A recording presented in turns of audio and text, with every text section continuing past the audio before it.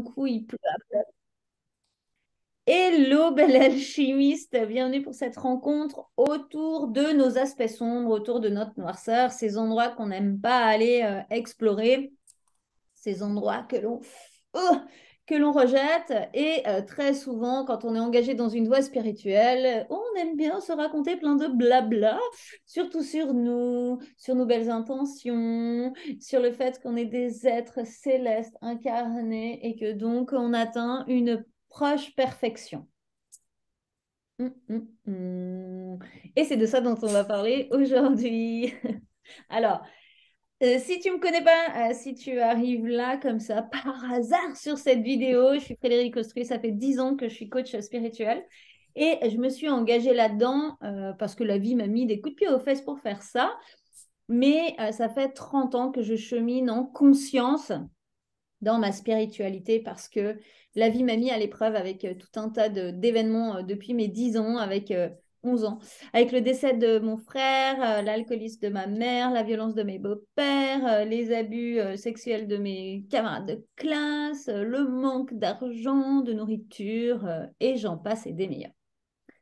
Donc, pourquoi je te parle de ça? Parce que tu imagines bien qu'avec tout ce que je trimballe comme casserole, eh ben des démons pleins de colère et plein d'orgueil et plein d'ego qu'on n'a pas envie d'aller voir, il y en a. Et euh, tant que tu rejettes ces aspects-là, eh bien, ça va bloquer. Moi, c'est ce qui s'est passé dans ma vie où à 20 ans, je me suis engagée dans le bouddhisme. Donc avant, j'étais un peu... bon, franchement, j'avais une personnalité un peu. En fait, quand le choc de la mort de mon frère a été tel et tout ce qui s'en est suivi a été tel que pendant 10 ans, j'ai l'impression d'avoir un peu flotté, quoi. Je flottais un peu dans le cloud. Mon objectif, c'était juste de survivre, tant bien que mal, et d'être toujours un peu meilleur, hein, parce que j'avais quand même développé à cet âge-là les concepts de karma et de réincarnation. Ben, je me disais, ah, c'est pas normal que moi je vive ça et que mes petites copines jouent à la Barbie. Allô, Dieu, c'est quoi le problème là-haut? Donc, du coup, j'ai développé les principes du bouddhisme, mais c'est bien tombé parce qu'à 20 ans, quand j'ai rencontré le bouddhisme, c'était parfait. Donc, dans, euh, dans le message principal que j'aimerais que tu entendes et dans lequel nous allons descendre aujourd'hui, c'est que sans l'ombre, la lumière n'existe pas. À partir du moment où il y a de la lumière et qu'il y a un objet qui regarde la lumière, il y a forcément une ombre. Même si le soleil est au zénith, il y a quand même de l'ombre. OK? Un arbre, bon, bah, quand le soleil est au zénith, il fait de l'ombre que dessous lui. Nous, imaginons, dans le meilleur des cas, que l'on soit pile aligné avec le soleil, et bien pareil, on va faire un espace d'ombre peut-être restreint, mais il va quand même y avoir de l'ombre. Et à contrario, la nuit est super importante en lien avec le soleil. C'est un espace de régénération, c'est un espace proche, un espace chthonien, donc qui est en relation avec la terre, avec la matière, avec tout ça. En fait, le soleil et la terre, c'est l'ombre et la lumière, ok? Le soleil et la lune. Et on parle souvent du yin et du yang, mais si tu regardes, le yin et le yang, il est blanc et noir, hein. Il n'est pas, je sais pas moi, rose fluo et doré, quoi. Non, il est blanc et noir. D'accord? Et donc, pourquoi il y a ce noir? Parce que ça demande à le traverser, ce noir-là. Si on résiste sur notre noirceur, on vient créer de grandes résistances en soi, qui sont subconscientes, hein. On est d'accord qu'il y a plein de choses qui sont subconscientes. Mais tu vas voir que plus on va mettre le doigt dessus, plus tu vas te dire, oh my God, purée, j'agis comme ça. Où tu vas dire, oh là là là là là là là là là là. Comment je me suis menti à moi-même. Et c'est ça l'objectif, ok? Parce que en vrai, on se ment à soi parce qu'on se protège, parce que sinon ça va être trop mal. On se ment à soi parce que ben on veut juste être une belle personne et on n'a pas envie de voir que parfois on agit mal, ok? Quand on réfrène justement cette part d'ombre, mais qui, on va rentrer dedans et je vais vous en parler de plus en plus parce que plus tu l'apprivoises, moins tu la diabolises, en vrai. Hein. Pour parenthèse, le dieu des enfers, c'est Lucifer. Lucifer, c'est Samaël. Samaël, c'était le premier archange de Dieu, c'était le préféré de Dieu. Et il ne s'est pas fait bannir parce que, je sais pas moi, il a voulu épouser sa femme, mais il s'est fait bannir parce qu'il a voulu donner la connaissance aux hommes. Lucifer, luz, la lumière. Donc Lucifer, c'est la lumière sur la terre. Tu vois un petit peu tout ce qu'on a mis autour de l'ombre, en fait, et autour de cette connaissance. Et pour l'anecdote, la meuf de Lucifer dans les écrits que l'on nous transmet et pas forcément ceux de la vérité, j'ai envie de dire, mais ceux qu'on nous transmet, eh bien, la meuf de Lucifer, c'est Lilith dans l'histoire. Et Lilith, c'est la première femme. C'est Lilith, c'est la première femme du paradis, en fait, avant Ève. Dieu a créé Adam et Lilith de matière, en fait, de la même matière. Et comme Lilith a voulu l'égalité avec Adam, et dans l'histoire, elle a voulu l'égalité d'un point de vue sexuel, donc elle a voulu juste changer de position, la meuf, en fait, et se dire, ah bah tiens, je vais me mettre dessus, comme ça, c'est moi qui contrôle, ce qui est quand même une position vachement cool. Mais en tous les cas, et là, Adam, il a dit, wesh meuf, ça va pas, non, c'est moi qui contrôle. Et comme il s'est mis en colère, Dieu l'a banni du paradis. Donc, juste dans cette histoire-là, il y a quand même, si on vient décrypter d'un point de vue un peu plus alchimique, il y a énormément de clés de libération juste là-dedans.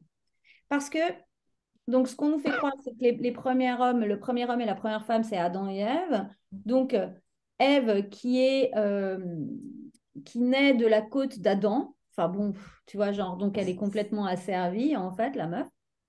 Donc, ça vient nous inculquer que il faut être une petite femme bien sage. Hein, et que si tu n'es pas bien sage, tu vas être traitée de prostituée comme Marie-Madeleine, accessoirement la meuf de Jésus. Mais, voilà. Et donc, en gros, de quoi ça nous parle tout ça? Ça nous parle d'avoir diabolisé la connaissance et la connaissance du corps.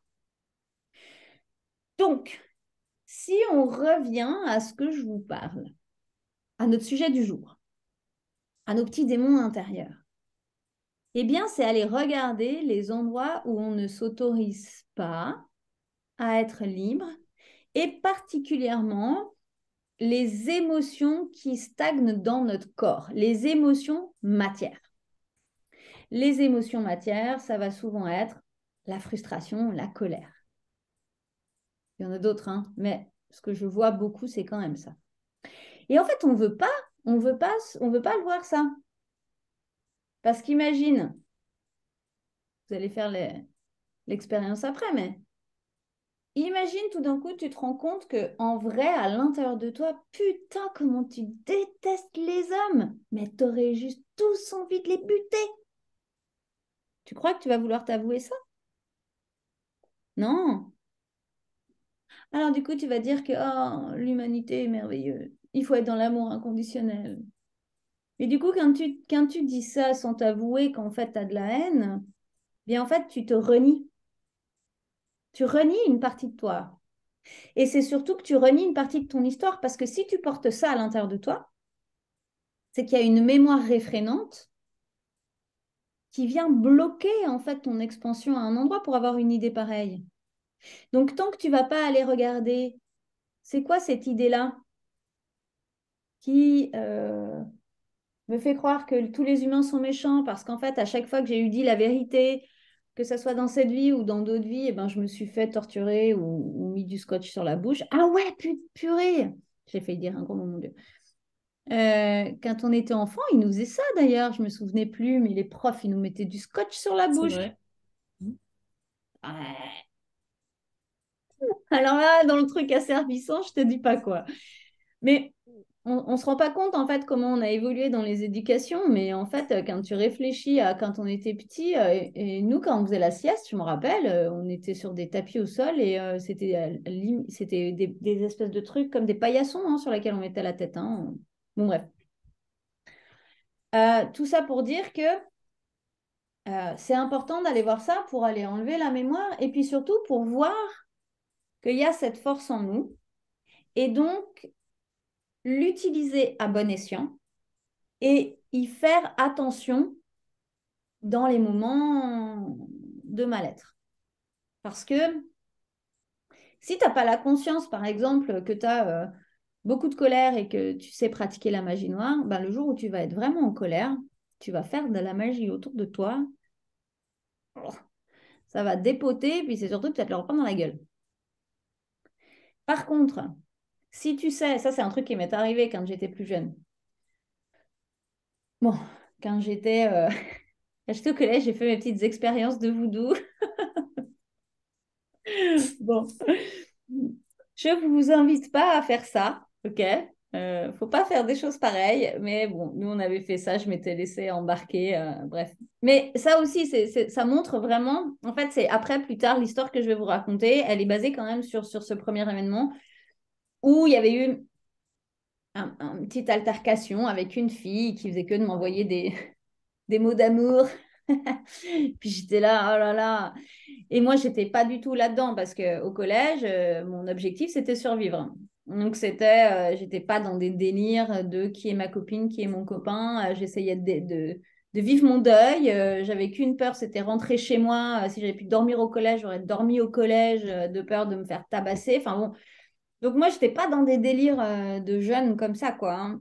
Et bref. Et donc, cette fille qui m'avait dit des mots.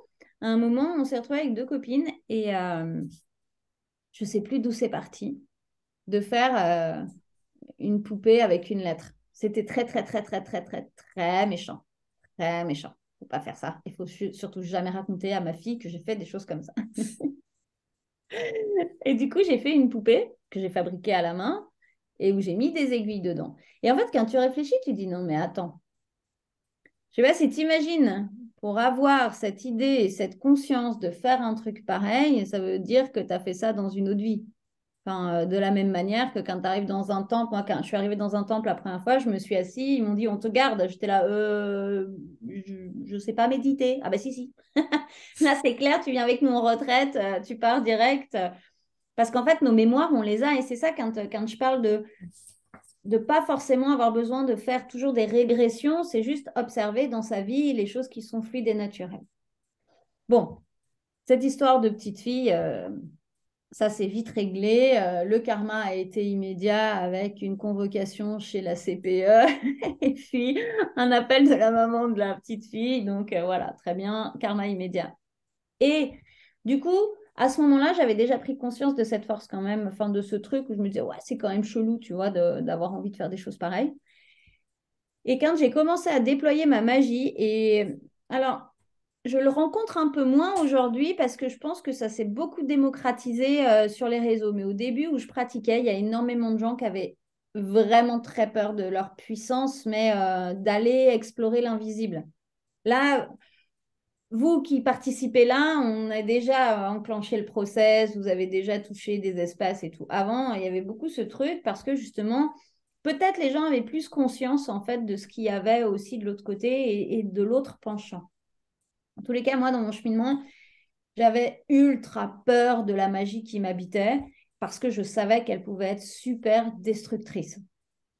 Et donc, du coup, quand on a ça, bah forcément, si tu as peur de détruire avec ta magie parce que tu le sens dans tes doigts, parce que tu as des flashs, tu as des mémoires, tu as des trucs, et puis parce que tu sens que tu as de la colère. Enfin, moi, avec tout ce que j'ai vécu, autant vous dire que de la colère, il a fallu quand même que j'en passe des couches et des couches et des heures de méditation pour arriver à la pacifier. Hein.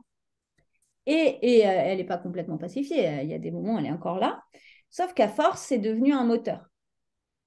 C'est pas ma colère qui est devenue un moteur, c'est OK, ce que j'ai vécu, je ne l'ai pas vécu pour rien. Je l'ai vécu pour montrer que c'est possible. Je l'ai vécu pour être un exemple. En fait, ça, c'est mon leitmotiv pour être un exemple avec plein de gens, pour plein de gens, de leur montrer qu'il n'y a aucune excuse possible, en fait.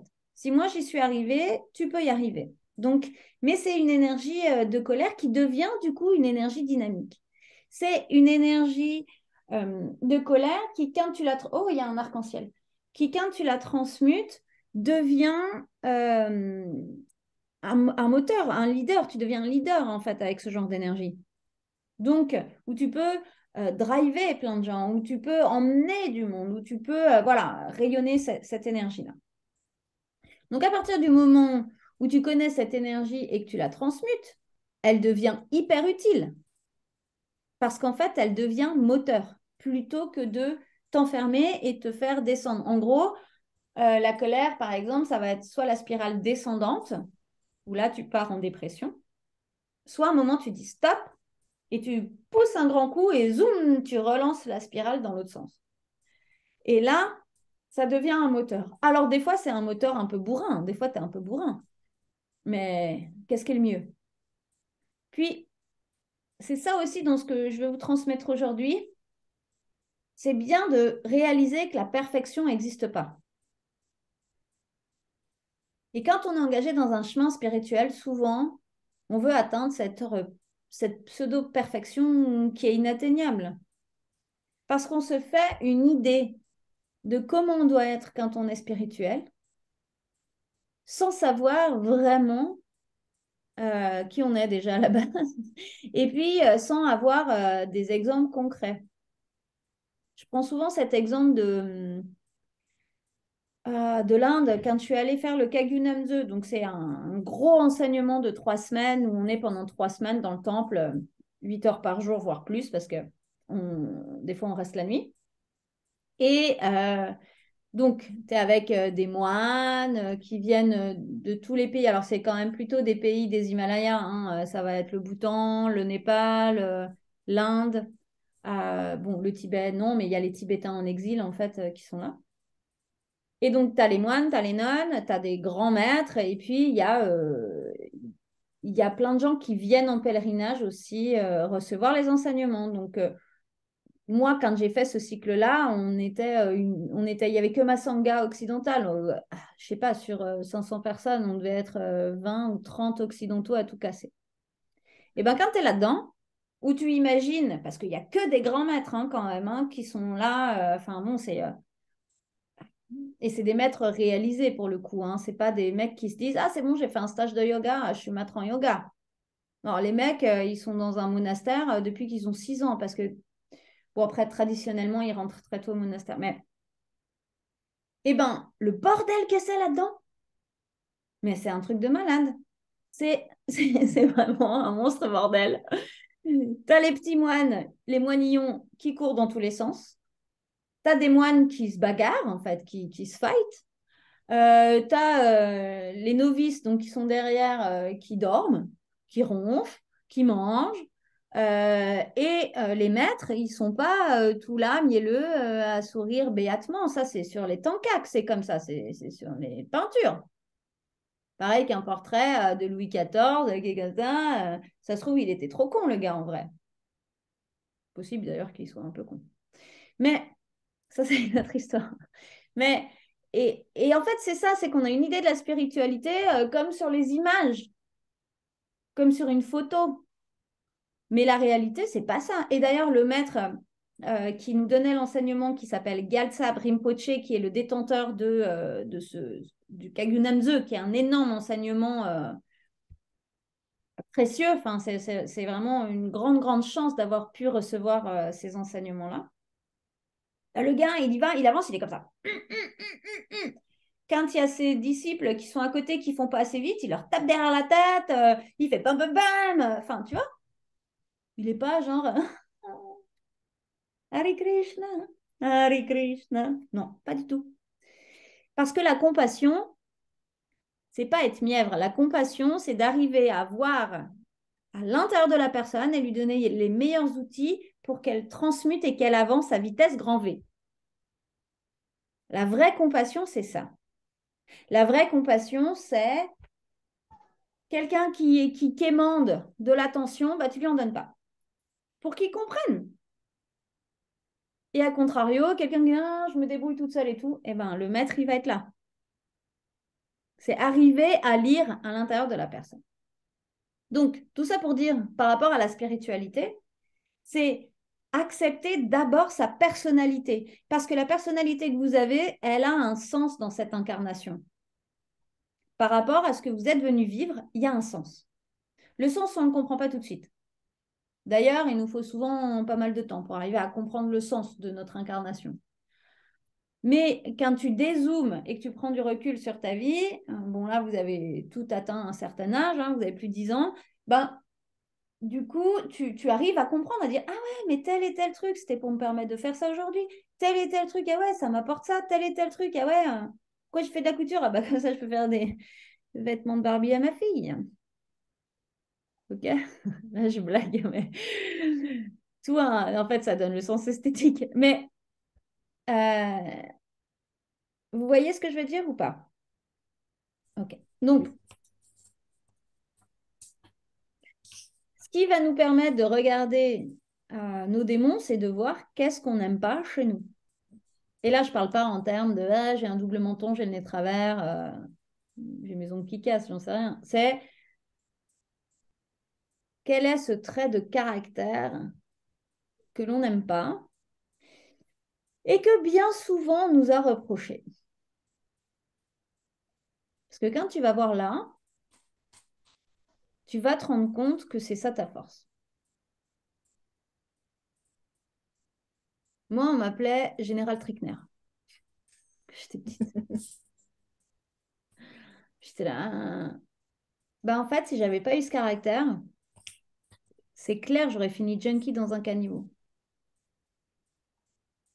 Parce qu'avec ce qui m'est arrivé, si j'avais pas eu un caractère de battante, et donc un caractère de battant, ça veut dire, là, c'est non négociable. Là, ce que tu me dis, là, je t'écoute pas. Là, tu veux pas suivre mon projet, c'est pas grave. Ça veut pas dire que je t'aime pas, ça veut juste dire que on arrête d'en parler, tu rentres pas dans mon projet.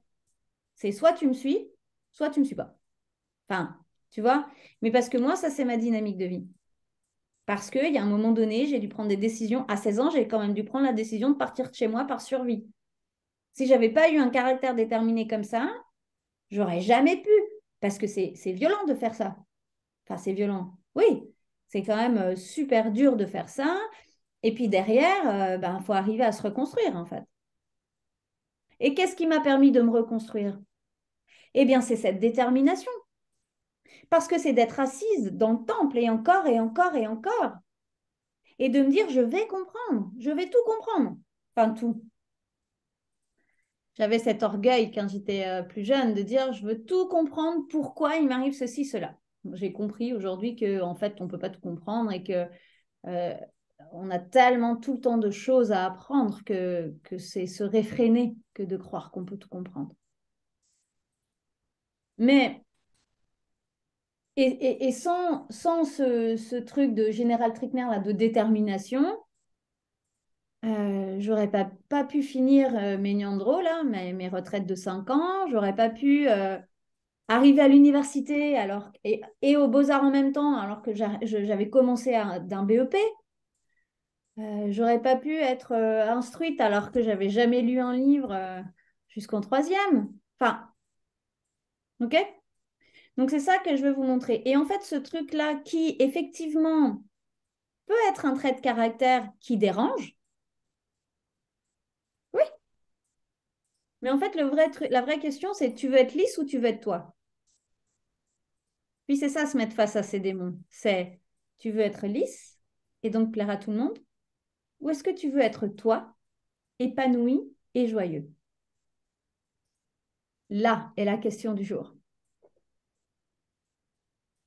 Parce que quand on devient soi, on déplaît beaucoup. Tu sais pourquoi? Parce que tu mets l'autre face à son immobilité. Tu mets l'autre face au fait que il glande rien, il fait métro, boulot, dodo, télé, tous les week-ends c'est le même programme. Sa vie est triste. Et c'est OK, hein, je juge. Chacun choisit le cheminement qu'il veut, hein. Mais du coup, forcément, tu déranges. Parce que toi, tu vis tes rêves. Parce que toi, tu oses dire juste ce que tu penses, parce que toi, tu es toi. OK? Donc, pour pouvoir descendre, voir ces démons, on va faire de la transmutation. La transmutation qui, je vous préviens, n'est pas rigolote.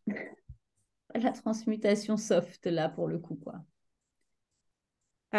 Et c'est un endroit où il est possible, pas tout le temps, mais souvent, ben, je viens un petit peu vous secouer. Parce que le mental résiste. En fait, on met tout un tas de stratégies bien ficelées pour bloquer tout ça et puis faire en sorte que ça soit bien caché. Donc, ce qu'on va faire, c'est que pour ceux qui voient le replay, si tu veux continuer et débugger, eh bien, je te laisserai revenir vers moi pour une séance en one-one, parce que là, maintenant, on va débugger en individuel eh bien, ce qu'il y a à débugger. Et donc, si tu veux faire la même chose, tu m'envoies un message et puis on prend rendez-vous. À bientôt!